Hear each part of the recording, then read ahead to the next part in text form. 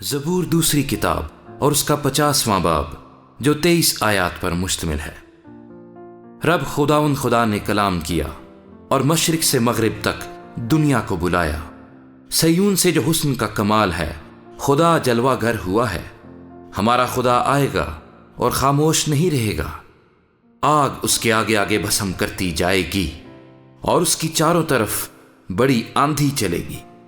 اپنی امت کی عدالت کرنے کے لیے وہ آسمان و زمین کو طلب کرے گا کہ میرے مقدسوں کو میرے حضور جمع کرو، جنہوں نے قربانی کے ذریعے سے میرے ساتھ عہد باندھا ہے، اور آسمان اس کی صداقت بیان کریں گے، کیونکہ خدا آپ ہی انصاف کرنے والا ہے۔ اے میری امت سن، میں کلام کروں گا، اور اے اسرائیل میں تجھ پر گواہی دوں گا۔ خدا تیرا خدا میں ہی ہوں۔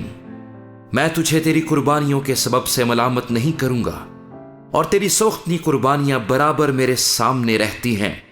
نہ میں تیرے گھر سے بیل لوں گا، نہ تیرے باڑے سے بکرے، کیونکہ جنگل کا ایک ایک جانور اور ہزاروں پہاڑوں کے چوپائے میرے ہی ہیں۔ میں پہاڑوں کے سب پرندوں کو جانتا ہوں، اور میدان کے درندے میرے ہی ہیں۔ اگر میں بھوکا ہوتا تو تجھ سے نہ کہتا، کیونکہ دنیا اور اس کی معموری میری ہی ہے۔ کیا میں سانڈوں کا گوشت کھاؤں گا یا بکروں کا خون پیوں گا؟ خدا کے لیے شکر گزاری کی قربانی گزران، اور حق تعالیٰ کے لیے اپنی منتیں پوری کر، اور مصیبت کے دن مجھ سے فریاد کر۔ میں تجھے چھڑاؤں گا اور تو میری تمجید کرے گا۔ لیکن خدا شریر سے کہتا ہے، تجھے میرے آئین بیان کرنے سے کیا واسطہ، اور تو میرے عہد کو اپنی زبان پر کیوں لاتا ہے؟ جبکہ تجھے تربیت سے عداوت ہے اور میری باتوں کو پیٹھ پیچھے پھینک دیتا ہے۔ تو چور کو دیکھ کر اس سے ملے گا اور زانیوں کا شریک رہا ہے۔ تیرے منہ سے بدی نکلتی ہے اور تیری زبان فریب گھڑتی ہے۔ تو بیٹھا بیٹھا اپنے بھائی کی غیبت کرتا ہے اور اپنی ہی ماں کے بیٹے پر تہمت لگاتا ہے۔ تو نے یہ کام کیے اور میں خاموش رہا۔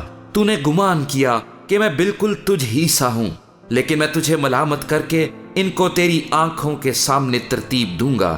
اب اے خدا کو بھولنے والو، اسے سوچ لو، ایسا نہ ہو کہ میں تم کو پھاڑ ڈالوں اور کوئی چھڑانے والا نہ ہو۔ جو شکر گزاری کی قربانی گزرانتا ہے وہ میری تمجید کرتا ہے، اور جو اپنا چال چلن درست رکھتا ہے اس کو میں خدا کی نجات دکھاؤں گا۔